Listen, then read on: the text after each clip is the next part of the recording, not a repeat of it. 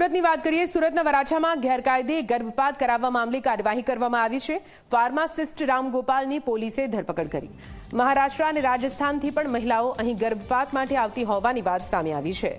6 મહિનામાં જૂના સ્થળે નવી હોસ્પિટલ ખોલી હોવા છતાં આરોગ્ય વિભાગ ઊંઘમાં ઝડપાયું। આરોગ્ય અધિકારી અનિલ પટેલની કામગીરી અંગે પણ તપાસ હાથ ધરાઈ છે।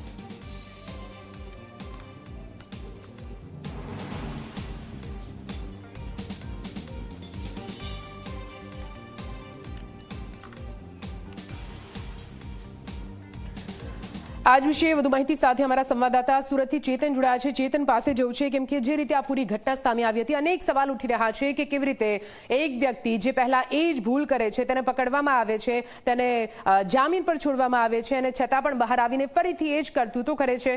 ચેતન, સીધા આપની પાસે આવીશું। જૂની જગ્યાએ ફરીથી નવી હોસ્પિટલ ખોલી દીધી, આરોગ્ય વિભાગ ઊંઘતું ઝડપાયું છે। માત્ર ગુજરાત નહીં પરંતુ મહારાષ્ટ્રથી પણ અહીંયા ગર્ભપાત કરાવવા માટે મહિલાઓ અને પરિવારો આવતા હતા।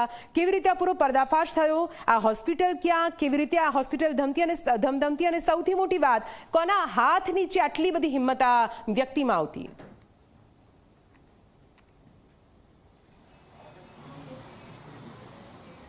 जी बिल्कुल थी राम गोपाल खंडेवाल नामनो जे शख्स है ते खास करीने वर्ष 2025 में नवेम्बर मास में जे सीवाई हॉस्पिटल जे छे ते वराछा विस्तार में धमधमी रही थी। आ दरमियान आरोग्य विभाग ने बातमी मળી હતી કે અહીં ગર્ભપાત બાદ ભ્રૂણ હત્યા જે છે તે પણ કરવામાં આવી રહી છે। જે બાતમીના આધારે આરોગ્ય વિભાગ દ્વારા રેડ કરવામાં આવી હતી અને જ્યાંથી ગર્ભપાત કરનાર તમામ જે સરસાધન છે તે કબજે કરવામાં આવ્યા હતા અને રામ ગોપાલને જેલ ભેગો કરવામાં આવ્યો હતો। પરંતુ રામ ગોપાલ જેલમાંથી છૂટ્યા બાદ ફરીથી તેનો જે ગોરખ ધંધો છે તે શરૂ કરી દેવામાં આવ્યો છે। જે સિવાય નામની જે હોસ્પિટલ હતી તેનું નામ બદલીને મમતા સ્પેશિયાલિસ્ટ હોસ્પિટલ છે તેનું નામ રાખવામાં આવ્યું હતું, જ્યાંથી જે મહિલાઓ છે તે મહિલાઓને ગર્ભપાત અને ભ્રૂણ હત્યા સહિતની તમામ જે ગોરખ ધંધો છે તે અહીંની જે હોસ્પિટલ છે તેમાં ચલાવવામાં આવતું હતું। મહત્વની વાત છે કે આદિવાસી વિસ્તાર અને ખાસ કરીને મહારાષ્ટ્ર, રાજસ્થાન સહિતના અલગ અલગ જે રાજ્યો છે તેમાંથી જે મહિલાઓ છે તે ગર્ભ પરીક્ષણ અને ગર્ભપાત માટે અહીં આવતી હતી।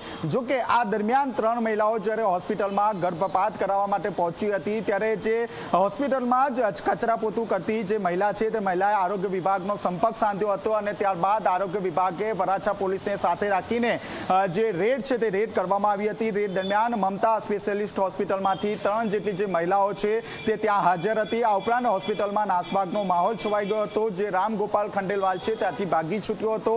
પોલીસે હોસ્પિટલમાંથી સામાન કબજે કર્યા હતા અને 3 પૈકી 1 મહિલા ત્યાંથી ભાગી છૂટી હતી, પરંતુ 2 મહિલાઓને નવી સિવિલ હોસ્પિટલમાં મોકલી આપવામાં આવી હતી। આ બંને જે મહિલા છે તે મહારાષ્ટ્ર અને અન્ય જે ગામ છે તે ગામમાંથી આવી હોવાનું સામે આવ્યું છે। ₹15,000 થી લઈને 50,000 સુધીમાં ગર્ભપાત અને ભ્રૂણ હત્યા સહિતની જે ગોરખ ધંધો છે તે ચલાવવામાં આવતું હતું।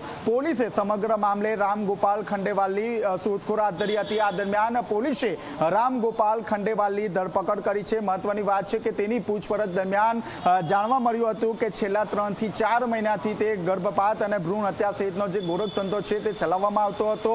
આ મામલે આરોગ્ય મંત્રી પ્રફુલભાઈ પાનસુરિયા દ્વારા જે સોકોસ નોટિસ છે તે જિલ્લા આરોગ્ય વિભાગના જે અધિકારી છે તેને ફટકારવામાં આવી છે, કારણ કે જિલ્લા આરોગ્ય વિભાગ જે અનિલ પટેલ છે તેની કામગીરી સામે સવાલ અહીં ઊભો થયા છે, કારણ કે પહેલા જે છે તે સિવાય નામની હોસ્પિટલ ઊભી કરે છે, ત્યારબાદ તેમને નજર રાખવાની હતી કે રામ ગોપાલ ખંડેલવાલની શું કામગીરી છે, કયા નામથી તેને હોસ્પિટલ ઊભી કરી છે, પરંતુ આ તમામ જે કામગીરી છે તે શૂન્ય સાબિત થઈ હતી અને આરોગ્ય મંત્રી પ્રફુલભાઈ પાનસુરિયા દ્વારા આરોગ્ય વિભાગના જે અધિકારી છે ડોક્ટર પટેલે એક સોકોસ નોટિસ આપવામાં આવી છે। 3 દિવસમાં ખુલાસો આપવામાં માંગવામાં આવ્યો છે। જો ખુલાસો નહીં આપશે તો જે તે અનિલ પટેલ સહિતના તમામ જે અધિકારીઓ છે તેમના વિરુદ્ધ પણ કાર્યવાહી કરવાની ચીમકી ઉચ્ચારવામાં આવી છે।